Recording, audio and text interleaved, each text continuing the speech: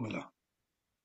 Voilà. Donc bonjour Franck Teboul, le grand rabbin de Nice et région, c'est bien ça? Euh, Exactement. et voilà. Écoute, bon, on se connaît bien hein, depuis de nombreuses années, puisque j'étais à Nice hein, et j'avais la librairie de Nice au niveau communautaire. Et puis bon, on a eu la chance aussi d'étudier ensemble. C'est pas simplement que tu es grand rabbin, tu es aussi un spécialiste. Pour moi, tu es un spécialiste du Ramchal. Et ce que j'aime bien avec le Ramchal et avec ce que nous avons étudié, c'est qu'on tourne autour de la question du sens. D'accord? Alors, pas simplement le sens de sa vie, parce que ça on le trouve un peu partout, mais le sens de la vie, le pourquoi du monde et comment ça fonctionne. Et notamment, si on prend le Ramchal, donc presque tous ses ouvrages, mais principalement d'Advunot, c'est la problématique du mal, la gestion du mal par Akadosh Baruch Hu. D'accord? Et là, souvent, on a un problème. Bon, le Ramchal explique des choses, mais on voit bien qu'à un moment donné, on arrive à un cul-de-sac, c'est-à-dire que on n'arrive pas jusqu'au bout de toutes les explications, notamment pour les grandes catastrophes comme la Shoah et comme ce que nous vivons actuellement le 7 octobre. Alors, on parle de la Nagat Hashem, comment ça marche cette histoire. On va pas faire un cours pur parce que ça serait trop long hein, d'ailleurs, mais comme on arrive à Purim, et Purim, pour moi, ressemble un peu à notre histoire. C'est un grand carnaval qu'on vit, hein, avec les confusions, les machins, la guerre, l'extrémation du peuple d'Israël. Ça ressemble. Ça finit bien, bien que après ça recommence, parce que de génération en génération. Apparemment, ça finit bien. On a le même processus de tentative d'extermination du peuple d'Israël, et c'est un prototype qu'on va retrouver dans plusieurs générations. Et moi, la question que je me pose par rapport à ce que nous avons vécu le 7 octobre, et quelques indices, on a déjà vu des indices pour la Shoah. Mais vraiment, c'est une question, quelques indices, puisque chaque histoire, notre histoire, c'est la Bible, c'est une historiosophie, c'est-à-dire c'est une histoire de sens, mais en même temps, ce qu'on vit est, est une historiosophie, c'est biblique en même temps. Et j'aimerais qu'on essaye de faire le lien, et par des échanges qu'on va avoir, et puis des questionnements qui pourront se poser, entre ce qui s'est passé le 7 octobre, ce qui se passe avec cette guerre, et Pourim. Qu'est-ce que Pourim pourrait nous donner comme indice pour nous aider à y comprendre quelque chose et sortir de ce brouillard? Voilà. Alors, merci beaucoup tout d'abord, Léo et Lyd, pour cette invitation tous. C'est des grandes questions auxquelles je ne suis pas sûr d'avoir toutes les réponses. On va essayer d'apporter, on va dire, des approches générales. Alors, moi, j'ai vu la chose suivante. Peut-être je voudrais démarrer, bizarrement, sur le Ramchal, mais avec deux enseignements qui ne proviennent pas du Ramchal.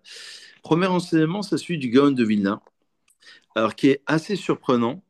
Parce que pour le dire simplement, pour le dire, il nous explique, le Gaon de Vilna, que, en fait, de la même manière que dans un jour de fête, Pessar, Shavuot, Sukkot, la moitié de la journée est réservée à Dieu, ce qu'on appelle Chetzo Lachem, Vechetzo Lachem, et une autre partie de la journée est réservée à l'homme.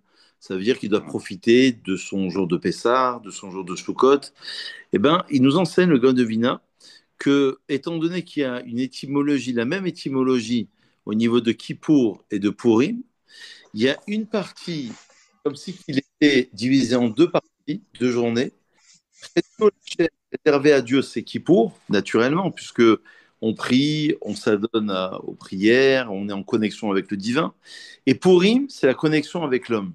Donc, ce qui va nous interpeller, ce premier enseignement du Gaonovina, va nous interpeller, si vous voulez, sur la relation à l'homme. Si vous faites attention, alors avant d'aborder le problème du mal, la première indication que donne le texte de la Megillah, si on s'arrête au texte, c'est que Aman, quelle est son accusation? Aman, c'est le descendant de Amalek, c'est l'ancêtre, on va dire, de Hitler, pour avoir une idée générale. Eh ben, la première indication, c'est qu'il dit dans le texte, Yeshno, Amechad, Mefuzar, Umforad Ben Amim, Vedatehem, Shonot Mikolam. Traduction, ce peuple-là, en parlant du peuple juif, c'est un peuple qui est bizarre, qui est étrange, il est isolé, et leurs lois sont différentes des nôtres. Et que fait Esther lorsqu'il y a cette annonce? Elle dit, L'er kenos et kol hayodim, va, rassemble tous les hommes. Donc déjà, peut-être que la première réflexion, avant d'aborder la question sur le mal, sur le bien, c'est peut-être déjà un problème d'unité du peuple au sein même de ce peuple-là qui s'est un petit peu fracturé. On se rappelle peut-être pour la note historique quand même, la note historique elle est importante. Et tout de suite, je réponds à la question sur le mal sur trois aspects différents. La note historique, on est après la destruction du premier temple, nous sommes en Perse, qui est l'Iran d'aujourd'hui, nous sommes à la fin des 70 ans d'annonce de la reconstruction du second temple, donc on est perturbé. On est dans une période d'exil profond où on est en perte de valeur.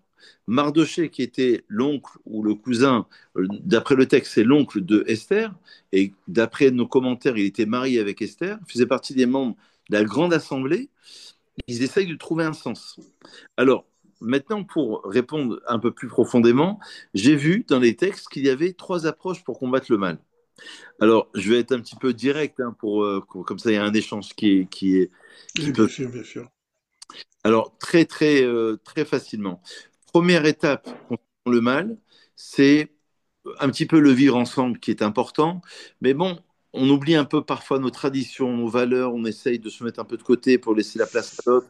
Il y a un échange fait, tant bien que mal. Voilà. Il y a une forme aussi d'assimilation, de mélange.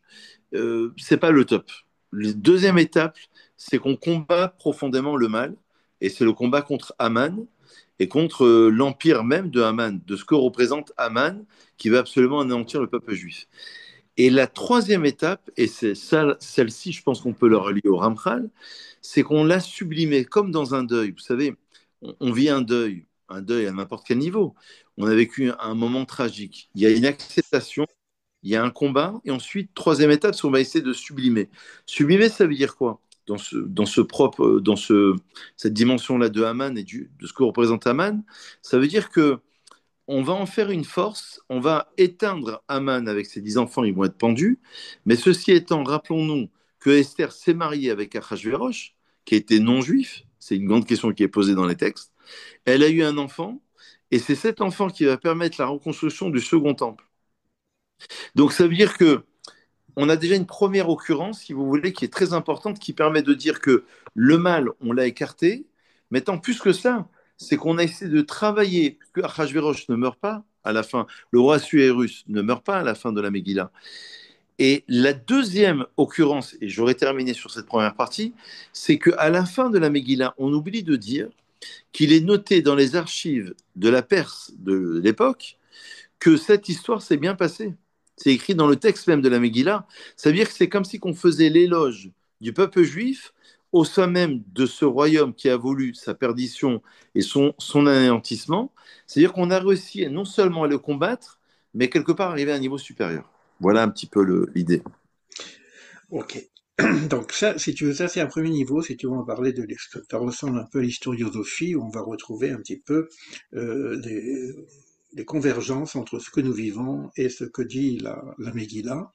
Et c'est vrai qu'il y a beaucoup, beaucoup de signes et de convergences.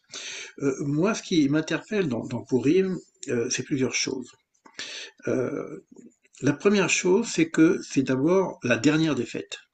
Si je prends comme première défaite Pessah, ce mois-ci sera le premier des mois, c'est le mois d'Issan, on termine avec Pessah, avec Purim. C'est-à-dire que si on fait vraiment le cycle complet, on termine avec la fin du livre, la fin de l'histoire. Donc, à la limite, Purim devrait être la fin de l'histoire. Non seulement ça, dans ce même paradoxe, c'est que c'est pas tout à fait la fin de l'histoire, c'est la fin du premier épisode de l'histoire, de notre histoire. Puisqu'on nous dit que Purim va continuer après le Mashiach. C'est-à-dire que même après, une fois avoir gagné ce qu'on a gagné, c'est-à-dire le Mashiach arrive et puis bon, on arrive à, à la lumière du sens en même temps, on va continuer. Et pourquoi on continue? Ça voudrait dire que à Pessah, on a un premier niveau de libération, et à Purim, on attend un deuxième niveau. C'est-à-dire qu'on termine la libération de Pessah avec Purim, en ayant passé tout le cycle de la machine à laver, hein, parce qu'il y a une grosse machine à laver pour ça, mais on attend la deuxième partie de Révélation, puisque c'est marqué Esther assir panim, caché je cacherai ma face. Donc on est à Purim quelque chose qui est doublement caché. Donc on doit avoir un premier niveau de révélation et un deuxième niveau de révélation. Et ça, on n'en parle pas beaucoup. Pourquoi on en parle beaucoup? Parce que on ne sait pas. D'ailleurs, c'est marqué dans Purim. Jusqu'à ce que tu ne saches pas. C'est-à-dire, il y a deux solutions. Là, on peut parler de tout ce qu'on sait.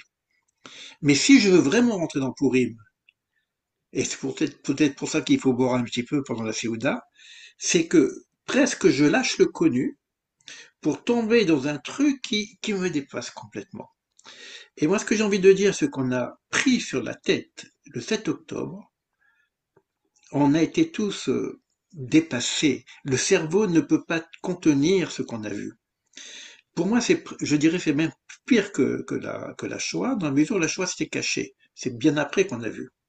Là, on était, et il me semblerait que, de la même façon que chaque chose a son contraire, on devrait avoir quelque chose comme ça qui nous, c'est nouveau.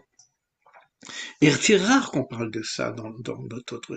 J'aurais qu'on aborde cette question-là, de lâcher le connu jusqu'à ce que tu ne saches pas pour arriver à dévoiler un autre niveau de sens. Ouais, c'est un peu l'explication du Talmud dans Megillah à la page 7 qui nous enseigne que un homme doit boire ad Eloyada, c'est bien Oui, connu, c'est ça. jusqu'à ce qu'il ne fasse plus la connaissance, enfin la différence, pardon, entre Aman et Mordechai. Ça veut dire qu'on est dans une dimension qui est au-delà de ce que l'on peut percevoir, de ce que l'on peut entendre, de ce que l'on peut comprendre. On est au-delà du Da'at. Alors peut-être qu'on pourrait faire une introduction ramchalienne, n'est-ce pas, Léo, concernant voilà, nos fameuses études et nos échanges. Alors peut-être rappeler que au niveau de la connaissance du bien et du mal, enfin, pardon, lorsqu'on on redémarre le système de l'arbre de la connaissance du bien et du mal, c'est la dualité. Donc on se rappelle qu'on a en vérité deux niveaux. On a l'arbre de la connaissance du bien et du mal, où effectivement les deux s'expriment. Et puis on a un autre niveau qui s'appelle Etz Hachaim, l'arbre de la vie, c'est-à-dire de l'unité. Ça veut dire qu'on est arrivé à un degré, comme on le disait tout à l'heure, on a sublimé le mal, on est arrivé à un degré au-delà de la connaissance, c'est-à-dire un niveau quelque part où le mal, je comprends qu'il a fait partie de cette construction de ce que je suis. Regardez, prenez un exemple plus simple que le 7 octobre. Regardez nos difficultés personnelles. Ça, on peut mieux l'entendre, mieux le comprendre peut-être. En fait, nous sommes la résultante de tout ce qui s'est passé dans nos vies personnelles, un point de vue individuel comme collectif. Ça veut dire que on s'est construit le Maharal d'ailleurs de Prague, c'est intéressant parce qu'il lit les épreuves, lui il dit ce ne sont pas des épreuves, ce sont des défis. C'est important de donner la bonne terminologie parce que ça change tout. C'est pas juste une épreuve, ce sont des défis pour arriver à un niveau supérieur. Et d'ailleurs, le Maharal relie le terme Nisayon, épreuve, de Nes, c'est-à-dire d'un étendard. C'est-à-dire ça nous permet de monter, de s'élever. Et donc, quelque part, on s'élève à un degré le jour de Purim où apparemment, il ne se passe pas grand-chose.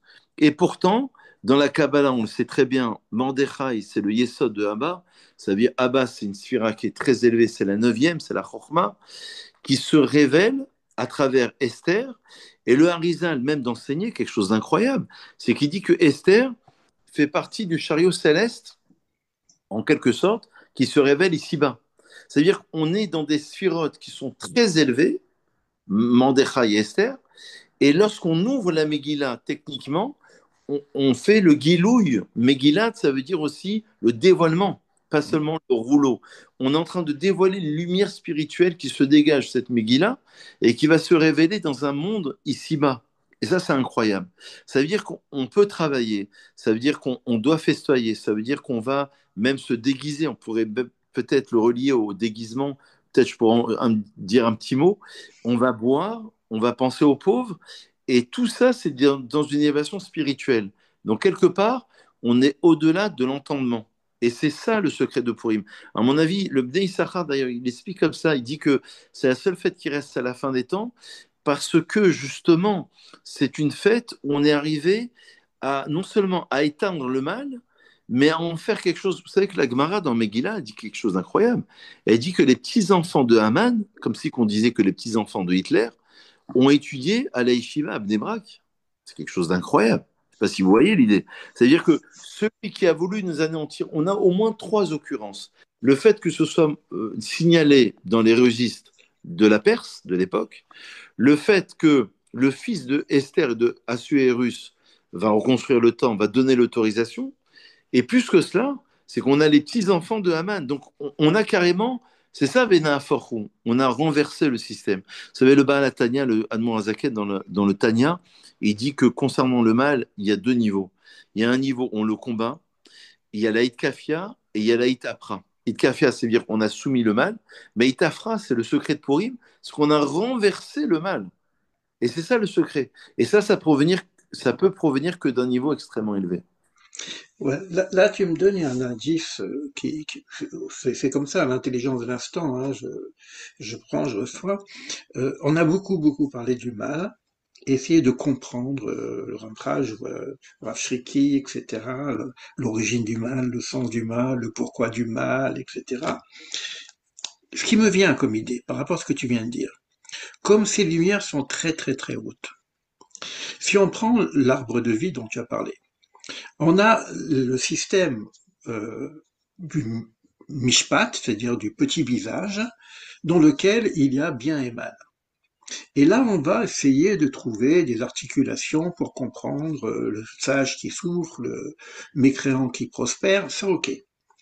Ramchal, il a fait un livre extraordinaire là-dessus, Tadvunot, bien que vers la fin, il arrive à, comme une forme de cul-de-sac, il ne touche pas vraiment le fond du fond, dans la mesure où, quand on ne sait plus, on dit, bon, ça c'est le yichud, c'est le mazal, etc. C'est-à-dire qu'on va monter à un autre degré. Mais là, je suis en train de me poser la question. Peut-être qu'on aura terminé avec le mal, puisque le Mashiach arrive. Donc on aura terminé avec le sens du mal. Et ce que nous ne connaissons pas, vraiment, c'est le bien, puisque ces lumières sont telles élevées. Peut-être que quand on parle de l'unité, puisque c'est la finalité de l'unité, donc ce qu'on ne sait pas, c'est qu'est-ce que Hachem, lorsque je dis Hachem Echad, c'est pas un nombre, c'est quoi? C'est pas qu'il est seul, ça on le sait très bien, on n'a pas besoin même pas de Torah, les philosophes y arrivent, la science y arrive, qu'il y a un créateur unique. Sinon, il n'y a pas de cause de cause. Mais ça veut dire donc, quelque part, quand je dis Shema Israël, Hachem Elokeinu, Hachem Echad, écoute. C'est-à-dire, si j'écoute, c'est que je ne sais pas. C'est ça. Et si j'arrive à ça, Ve'afta. Et à ce moment-là, tu peux aimer Hachem, parce que tu commences à le connaître. Viadat et Hachem. Mais peut-être que c'est ça, justement. C'est qu'à un premier niveau, on est dans la confusion, dans la Kripat Noga, c'est-à-dire où il y a un mélange de bien et de mal. On va s'expliquer, étudier, faire la distinction entre Chol et Kodesh, etc. Et peut-être qu'il y aura plus de Chol et de Kodesh, il y aura que du Kodesh, mais on ne sait pas ce que c'est. Un monde euh, euh, où s'exprime l'unité, parce que tout est deux. Sans le deux, je peux même pas réfléchir. Et peut-être que c'est ça le secret, justement. C'est la connaissance du bien. Mais, mais tu sais, Léo, je crois que tu as mis le zoom sur la difficulté du sujet. À mon avis, tu l'as très bien défini. Et c'est exactement l'explication du déguisement. Je pense qu'on peut le relier. Pourquoi on se déguise? Alors, explication connue classique, c'est que Dieu s'est caché dans l'histoire. Une manière de dire, voilà, symboliquement, une image, ça amuse un peu les enfants. Bon, bah, d'accord, on est d'accord. Mais il y a une autre explication qui est quand même très intéressante, c'est que on a tous un masque. On dit en français, il faut faire tomber le masque. Oui, bien Pour sûr. la véritable essence de l'être.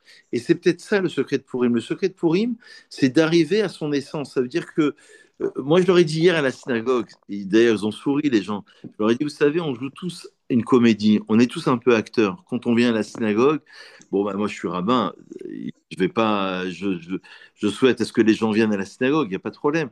Mais on est en recherche de quelque chose, soit des honneurs, soit d'une reconnaissance, soit dans un couple, avec ses enfants. On joue un petit peu le rôle de quelque chose. On veut vendre quelque chose. On veut paraître quelque chose. Et donc, quelque part, Purim, c'est aussi, à mon sens, et c'est relié au bien ou au mal, parce que comment tu veux dévoiler le bien absolu si tu n'es pas en phase avec toi-même, si tu n'as pas dévoilé ta véritable essence. Donc, faire tomber le masque, ça en dit long pour dévoiler son essence profonde et pour arriver à commencer à comprendre qui on est, quel est, d'où on vient, vers où on va, comme disait Pierre Cavod. Et dans la Kabbalah, ça veut dire qu'il y a eu l'œuvre de la création. Le Rav Shriki l'avait très bien expliqué une année. Et il y a eu l'œuvre de Merkava. Ça veut dire que comment l'histoire se greffe. Ça veut dire qu'il y a eu une histoire d'origine. Et puis, à la fin des temps, on comprendra, bah, c'est comme un grand puzzle. Moi, je donne toujours le même exemple. Il manque quelques pièces dans le puzzle, on n'arrive pas à voir l'image. Elle est floue, l'image. Et à la fin des temps, on rajoute quelques pièces, on se dit, mais bien sûr, mais évidemment, mais c'est évident, ça saute aux yeux. Et ce sont ces petites pièces du puzzle qui nous manquent. Et ça, c'est à partir du moment où on se lâche, on boit un peu pour se lâcher et pour arriver à un degré qui est au-delà du darat, quoi. Oui, c'est intéressant parce que quand tu parles du masque, on levait les masques, le paraître, etc. Le par-être, ce qui part l'être, tu vois. Je suis un peu du Manitou là. C'est vrai que notre situation est un paraître à travers nos rôles, etc. Donc on ne connaît pas notre véritable essence. Mais ce qui me gêne un petit peu dans cette démarche, parce que ça c'est du connu aussi. C'est du connu déjà dans l'Extrême-Orient, mais et dans le judaïsme aussi, c'est-à-dire on va parler de l'éveil, le travail sur l'ego, enlever justement toutes ces écorces ou tous ces vêtements que nous avons pour découvrir l'être que nous sommes. D'ailleurs, j'écris dans mon livre, j'écris le jeu du jeu. Ce monde, c'est le jeu du jeu. C'est-à-dire que ce véritable jeu, c'est quoi? C'est connaître son jeu, quoi. Le qui suis-je? Mais comme ce sont des choses qui sont classiques dans le travail spirituel de l'être, chez nous, on va parler du bitulayesh pour arriver à ce niveau-là. Il me semble, si tu veux, que euh, cette étape de l'être que nous devons être est en rapport avec l'être qui fait être, c'est-à-dire Yud Kevavke, et c'est qu'on doit découvrir au-delà de notre propre essence, l'essence divine. Moi j'ai dit par exemple souvent que je suis vraiment dans le questionnement. Hein, tu me connais, hein, je suis pas dans les réponses. Hein, je suis vraiment dans le questionnement. D'ailleurs, à mes élèves, j'ai dit maintenant, je commence à enseigner ce que je ne sais pas. C'est pour ça que je prends des gens avec moi pour pouvoir les interroger. Donc il y a une dimension comme ça euh, qui est moi, j'aime bien la Torah euh, quand on parle de Kabbalah, si tu veux, on voit bien qu'il y a une dimension qu'on est dans la Chorma, par exemple, qui nous dépasse, et donc Keter encore plus. Et que ce monde soit un monde humain, ça c'est le premier niveau. Mais le deuxième niveau, c'est que ce monde est un monde divin. C'est à ce moment-là qu'on peut parler à Meler. Donc on va beaucoup plus loin que la réalisation d'un monde juste, parfait, bon, agréable, où on est avec notre essence, etc. On est, et ça, on a des idées, on a des connaissances, on a du da'at, on a des enseignements, on a tellement d'enseignements qu'à un moment donné, il dit, bon, maintenant, on arrête tout, tu fermes tous les livres, bois un bon verre, jusqu'à ce que tu saches pas, il y a quelque chose qui est au-delà de tout ce qu'on a appris depuis 3000 ans. C'est énorme. Et c'est ça Oui, pour Rime peut-être. mais c'est certain. Il faut un choc peut-être que ce que nous vivons aujourd'hui, c'est un choc pour dire, j'ai plus le saisissement. Donc j'ai besoin d'un autre ingrédient, quelque chose de nouveau, quoi. Mais c'est ça, c'est-à-dire que c'est très bien qu'il y a une halakha quand même assez surprenante qui reprend l'historiosophie. Oui, Si on a raté un mot à la lecture de la Torah, on a fait la mitzvah, comme pas très grave d'avoir raté un mot de Torah. Bon, c'est mieux de l'écouter, mais c'est pas très grave. Si on a raté un mot dans la lecture de la Megillah, on n'a pas fait la mitzvah. Puis, alors, les rabbins posent la question, ils disent, mais c'est quand même un peu exagéré. Bon, on a compris le sens de l'histoire générale, on a compris le pourquoi être sévère avec cela. Et ça rejoint l'historiosophie. Ça veut dire finalement, ça veut dire que chaque partie dans ce thème-là de la Megillah est important. C'est-à-dire qu'il est en train de construire l'histoire. Et j'ai vu dans l'esprit chassidique quelque chose qui rejoint un petit peu cette idée, c'est de dire qu'il n'y a pas la mention du nom de Dieu dans la Megillah, ça veut dire qu'on ne peut même pas le définir. Parce qu'il y a deux textes où il n'y a pas la mention de Dieu. Il y a Shir HaShirim, on oublie de le dire, le Cantique des Cantiques, qui est un langage d'amour profond entre une fiancée et son fiancé, un mari et sa femme, et la Megillah Esther. Ça veut dire qu'on est au-delà de toute définition, quelque part, on est au-delà du nom divin. On est carrément dans le Ensof, on est carrément dans une sphère qui nous transcende, qui nous dépasse totalement. Parce que, encore une fois, on est, après la destruction du temple, deuxième temple n'est pas reconstruit, on est en Perse, donc l'Iran d'aujourd'hui, donc on est très loin de tout cela. Le peuple se perd. Vous savez que dans la Bible, il est quand même noté qu'il y a eu beaucoup de mariages mixtes aussi, donc il y a de l'assimilation, il y a des choses qui se font et on risque de s'oublier. Alors justement, on est dans une lecture où il ne faut pas perdre une miette de la lecture de la Megillah pour comprendre l'histoire. Et ça, c'est uniquement à la fin qu'on arrive à saisir. Et c'est vrai que bah, ta question, quelque part, elle reste entière. Nous, on est encore dans le déroulé de l'histoire, même si on est à la fin de l'histoire, on est vers la fin du film, mais on n'est pas tout à fait à la fin du film. Le Colombo, il va se dérouler maintenant, dans quelques minutes. Mais on ne sait pas exactement pourquoi tel détail, pourquoi un autre détail. Donc, ça nous échappe encore un peu. Et c'est là où le Ramchal, me semble-t-il, fait intervenir, et il a entièrement raison, je pense, hein, la dimension du Yichud, ça veut dire de la Emouna finalement. Ça veut dire de renvoyer notre sujet, notre difficulté à Dieu. Prenez un exemple simple, quelqu'un qui meurt prématurément, quelqu'un qui est malade. Qui peut donner une réponse? Qui peut donner un sens à cela? Et donc, quelque part, à un moment donné, ça nous échappe. Mais on sait qu'on aura un sens.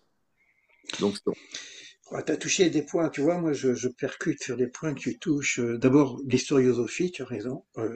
À un moment donné, on sort de l'histoire, puisque on va raconter l'histoire jusqu'à un certain niveau, et à un autre niveau, c'est quelque chose qui est différent, comme le dit le Zohar, hein, l'histoire n'est qu'un vêtement. Et donc une fois qu'on enlève les vêtements, ben, on n'est plus avec l'histoire. On est avec le corps. Et si on sait que le corps n'est qu'un corps, il y a l'âme, on va être avec l'âme, et puis jusqu'à l'âme de l'âme, tu vois. Mais ce qui m'interpelle, c'est que quand tu dis qu'il n'y a pas le nom de Dieu dans le Shir HaShirim. Alors, là où j'arrive avec toi, c'est qu'on a déjà une première énigme, une équation en tout cas, Hachem Echad. Yadaat et Hachem, tu connaîtras Dieu, tu connaîtras le Yud Kevavke, mais ce que tu veux connaître de Yud Kevavke, c'est le Yichud, le un. D'accord? Ça veut dire que tu le connais pas encore. J'ai posé une fois la question à un kabbaliste. Hein. Une fois, j'ai posé des questions à des rabbins, pas comme toi. Hein. Je disais, c'est quoi Dieu quand tu dis Dieu? Le rabbin me dit, Ras Shalom, on parle pas comme ça. Dieu, c'est Dieu, stop. C'est pas des questions, ça. J'ai posé la question à un kabbaliste. ouais. Le kabbaliste me dit, David Cohen, qui est connu, hein, qui est venu plusieurs fois à Nice d'ailleurs, c'est un ami d'Yitzhak. C'est Yitzhak qui m'a envoyé chez lui d'ailleurs. Yitzhak, notre ami, Shukron. Et je m'excuse, bon, je vais peut-être poser une question un peu d'enfant, mais c'est quoi Dieu? Et je pose directement, hein, c'est quoi Dieu quand vous dites Dieu? Il me regarde comme ça, il me dit, waouh, est-ce que tu as un peu de temps devant toi? Je dis, oui, bien sûr. Bah, viens tous les lundis matin, on va essayer de réfléchir. C'est la question de la Kabbalah. Et il me sort un livre du Ben Ishraï, classique, et dans lequel il y a un passage où il reprend cette question-là. C'est quoi Dieu quand on dit Dieu? Ben Ishra pose la question. Et qu'est-ce qu'il dit? C'est que beaucoup se trompent, même parmi les grands. Alors maintenant, on a cette équation et on a cette énigme, si tu veux. On ne sait pas ce que c'est, on ne connaît pas l'essence, ce qu'on connaîtra, c'est l'unité, mais on ne connaît pas l'unité. Or, tu me ramènes le Shirachémim, c'est une histoire d'amour. D'accord? C'est une relation masculin-féminin. Ça veut dire en même temps, puisque Echad égale Ahava, 13-13, ça veut dire que peut-être qu'on ne sait pas ce que c'est l'amour, quand je dis l'amour aussi. Aimer, on ne sait pas vraiment ce que c'est. Aimer Dieu, On sait pas, tout le monde le dit, hein, que Dieu nous aime, on ne sait pas ce que c'est un shefa, ça veut dire quoi? Puisque moi je vois par exemple dans le Talmud, et puis j'ai vécu cette épreuve, hein, j'ai vécu parce que je l'ai vécu, on parle d'épreuve d'amour. C'est-à-dire Dieu, bah, c'est bizarre quoi. Il te donne des coups parce qu'il t'aime. L'épreuve est Ouais. Et moi je dis, moi quand j'arrive à ça, j'ai dit bon, de toute façon on n'a pas de, on est dans une impasse, donc on ne peut pas prouver quoi que ce soit, mais on peut l'éprouver. Et à ce moment-là, peut-être qu'on va toucher quelque chose qui est de l'ordre de l'épreuve. Éprouver, épreuve. Et c'est pour ça que le peuple d'Israël vit de génération en génération, non pas des pogroms pour faire du mal, mais une forme d'épreuve. Et l'épreuve, quand tu passes un examen, c'est une épreuve aussi, tu vois. Je suis entièrement Peut-être d'accord. qu'on attend de nous quelque chose de paradoxal, qui est hors classique de la spiritualité, tu vois. C'est ça, c'est ça.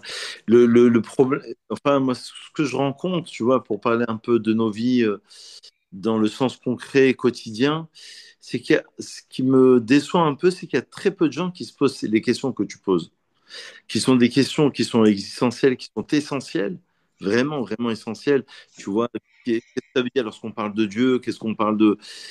Quand on voit les gens, même dans une pratique religieuse, plus ou moins religieuse, il y a très peu de gens, il y a beaucoup de gens qui sont dans la technique finalement de la religion, comment on fait Shabbat, comment on fait Purim, bon, qui est essentiel, bien sûr, qui est important, mais il y a très peu de gens qui vont s'interroger sur ce questionnement-là. Et c'est peut-être ça aussi le. C'est comme si qu'un père disait à ses enfants, il les éprouve dans le sens où, allez, il faut que tu ailles plus loin dans cette connaissance. Vous voyez, ça répond pas à toute la question du mal, mais ça peut donner une approche supplémentaire. C'est comme si que Dieu nous poussait dans les derniers retranchements. Regardez, prenez un exemple simple. Il y avait, je ne vais pas te dire le nom, mais un grand rabbi qu'on connaît tous, qui a dit qu'après la Shoah, c'est terminé. Il a dit après la Shoah, ça y est, pour lui, c'était Gog ou Magog, dernière guerre avant la révélation du Mashiach.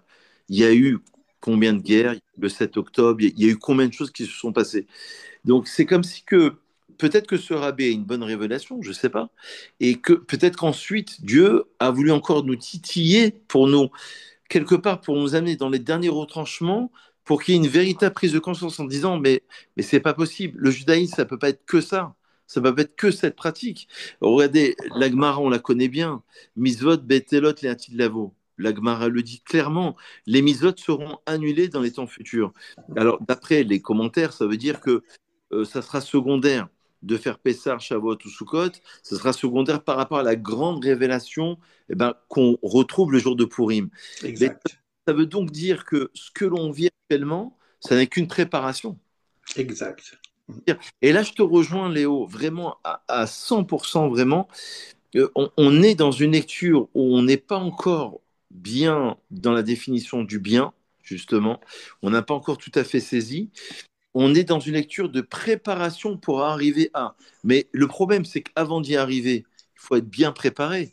Donc, c'est comme si qu'il y avait un jeu, là je reprends ton expression, un jeu avec le divin, un jeu avec soi-même, un jeu avec son identité, qui on est finalement, qui on est profondément, et qu'est-ce que Dieu attend de nous dans ce grand système. Moi, je lisais dans une parole chassidique, je crois que c'est Rabbi Nachman de Breslev, qui disait que dans le Shir HaShirim, l'amour est tellement ardent, mais c'est Rabbi Nachman qui dit comme cela, il est tellement ardent qu'on ne peut même plus le donner de nom. Comme si tu aimes une femme, enfin, toute proportion gardée, ardemment, que tu peux même plus te donner de définition. C'est tellement Mais voilà, puissant. c'est ça. On ne sait pas ce que c'est exactement. Et c'est peut-être que si on devait s'entraîner justement en épreuve, etc., moi j'ai écrit aussi un article qui s'appelait Apprendre à aimer. Apprendre à aimer, parce qu'on ne sait pas vraiment aimer. Parce que aimer, c'est donner, c'est pas recevoir, et on attend toujours quelque chose du retour, tu vois. Moi j'aime la pizza parce qu'elle est bonne, j'aime ma femme, mais parce qu'elle est bon. Mais apprendre à aimer, c'est que c'est complètement inconditionnel. Si on monte là-haut, moi j'aime dire que du côté du Mishpat, même Abraham, même Chesed, c'est un amour conditionnel. On peut pas aimer n'importe quoi, n'importe comment. Donc il y a des règles. Et c'est pour ça que c'est Abraham, il est dans le Mishpat. Et quand on dit l'amour, non, attention, chesed, c'est de l'ordre de la générosité, mais c'est quand même conditionnel. Abraham, il fait la guerre aussi. Mais il y a un autre niveau, c'est complètement inconditionnel. Mais là, pour ça, il faut éradiquer le mal, parce que sinon, ça marche plus, tu vois. Bon, on touche, hein, on touche quelque chose, hein. On On pourrait touche. dire, Léo, on pourrait même dire que le Ramchal lui définit comme ça, Ve'ahavta et Hashem Elohim, tu aimeras Ouais, Hashem ton Dieu, c'est que tu connaîtras.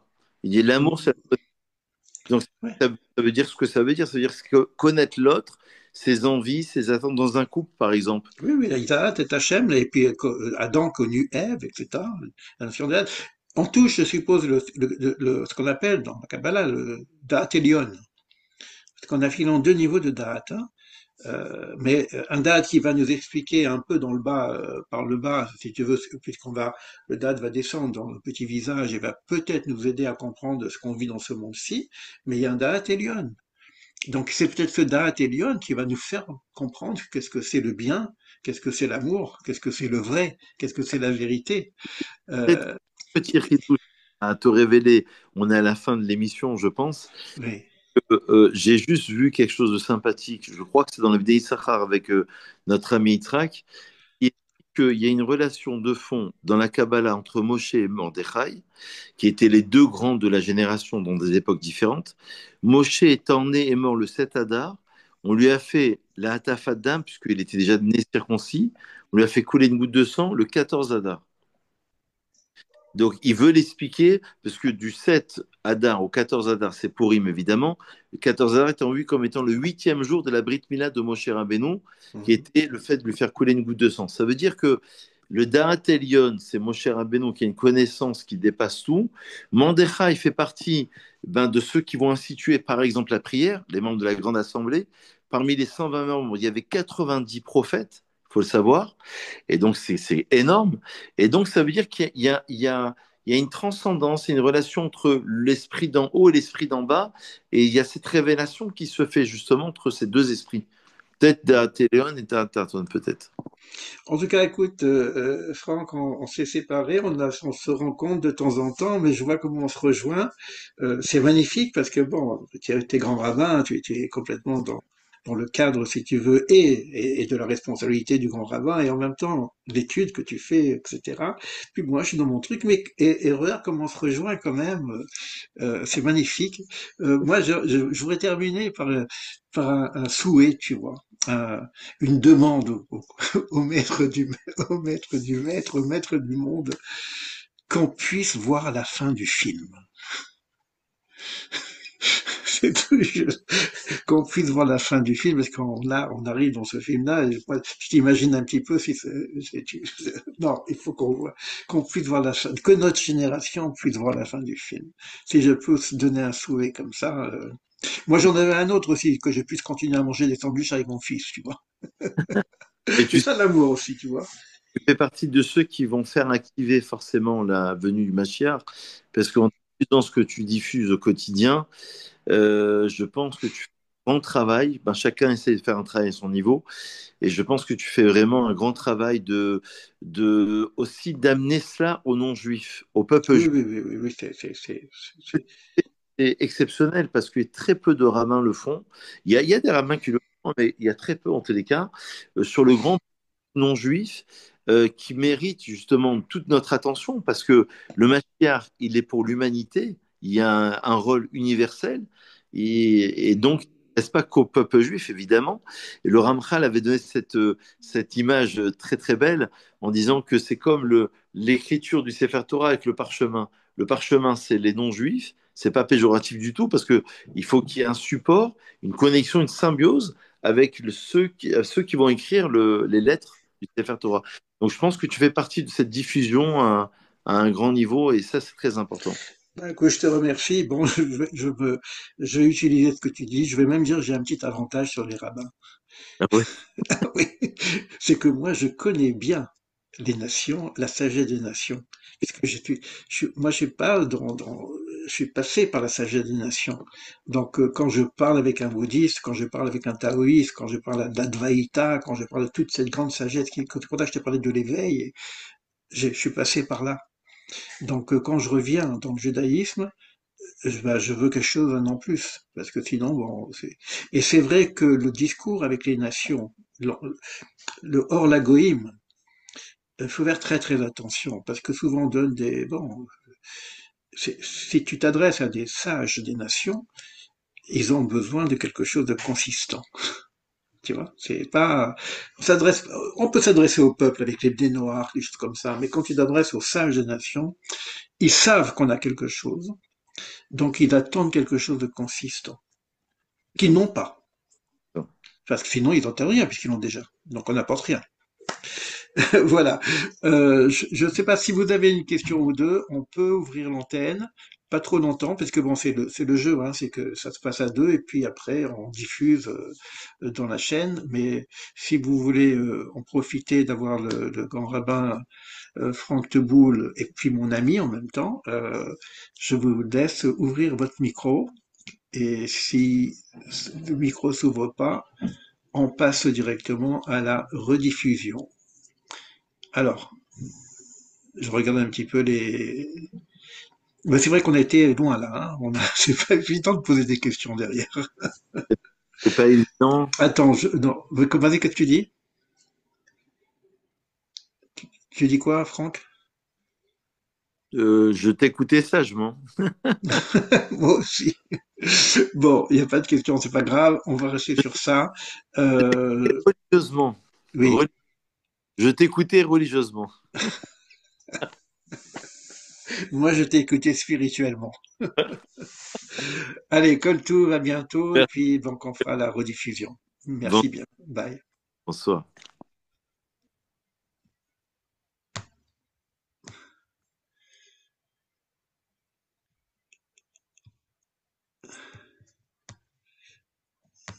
Attendez, qu'est-ce que c'est ici? Voilà.